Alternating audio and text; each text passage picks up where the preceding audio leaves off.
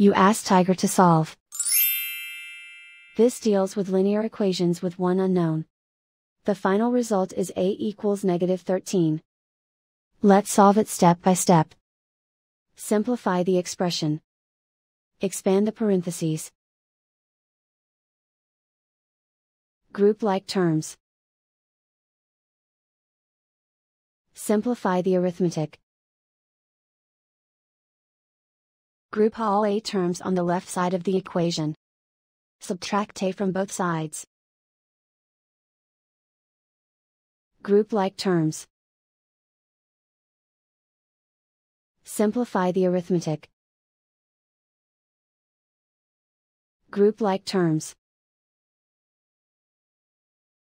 Simplify the arithmetic.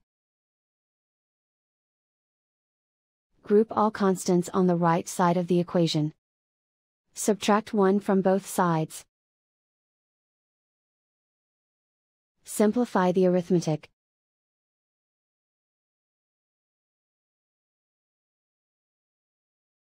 Isolate the a. Divide both sides by -3.